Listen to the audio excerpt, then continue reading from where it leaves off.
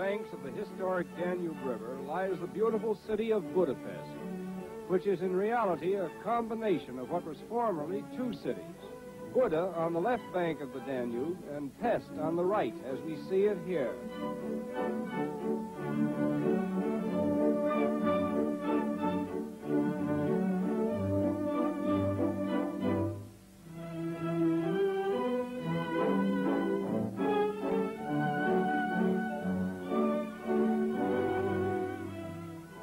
During the past 50 years, the population of Budapest has increased from 300,000 to over 1 million inhabitants.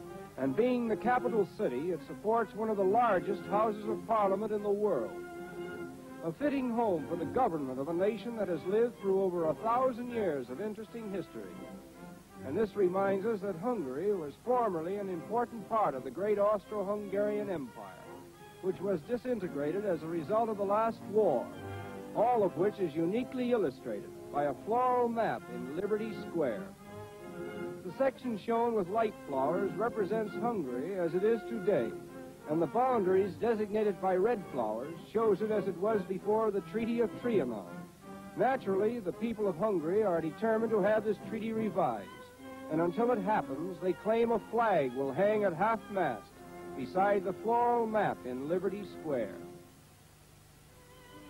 One of the most colorful buildings in Budapest is the so-called storehouse of the Hungarian Archives. It contains many priceless manuscripts and state documents, as well as precious examples of Hungarian art and craftsmanship.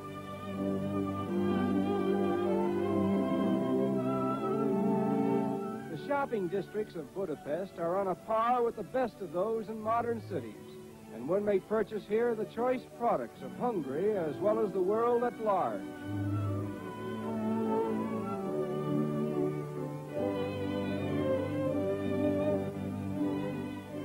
Budapest is one of the few large cities in the world that has not yet suffered from the extreme inconveniences of traffic congestion, and this may account somewhat for the broad and dramatic gestures of the traffic policemen.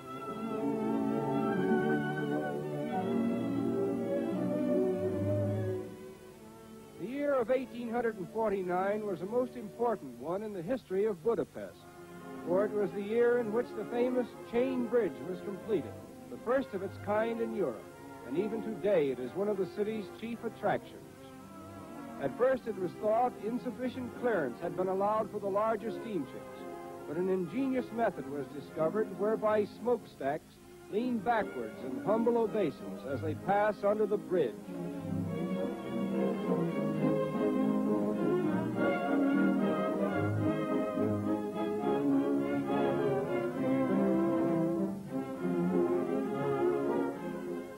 Impressively situated upon a hill in the Buddhist section of the city stands the Royal Palace, built in the latter part of the 18th century during the reign of Queen Maria Theresa.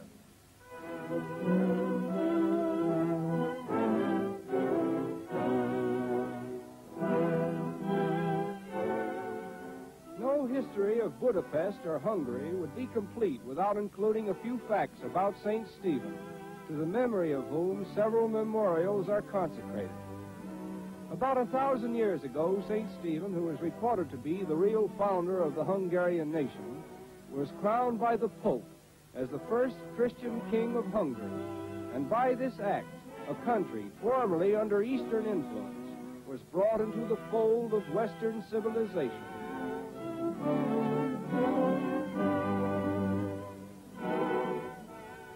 According to tradition, this church was founded by St. Stephen, and it is known today as the Coronation Church.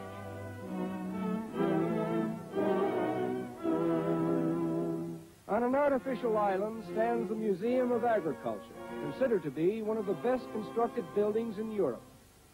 Budapest is noted for its colorful outdoor restaurants, where the spirit of gaiety and hospitality mingles with the spirit of music.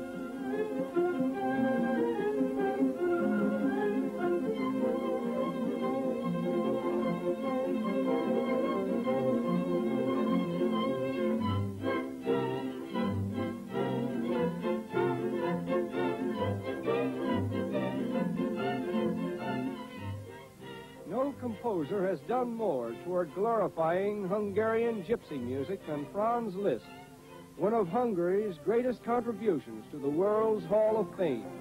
And his immortal music is like a daily prayer to the orchestras of Budapest.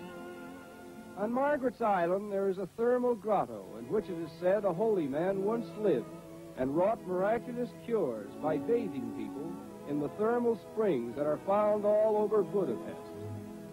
As a result, the fame of the springs spread broad, and consequently, Budapest has become one of the most popular watering places in the world.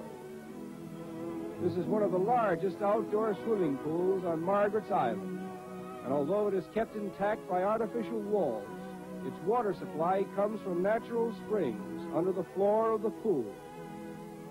It is estimated that 5 million gallons of water flow from Budapest's numerous and variegated springs every day. There are about 80 outdoor swimming pools, and one of the most popular of them is known as St. Gellert's, where artificial waves are created by a mechanical device at the far end of the pool. And now, let there be waves.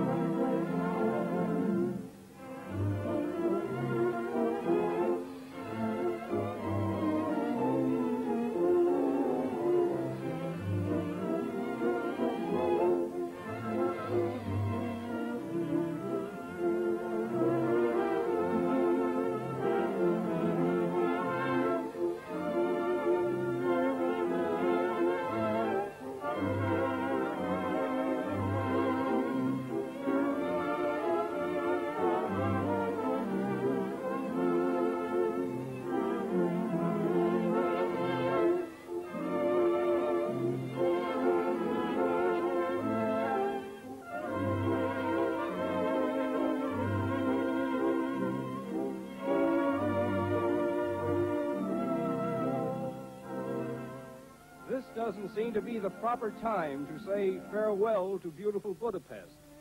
But that's just one of the hardships of world traveling for those who must always give way to the limitations of time.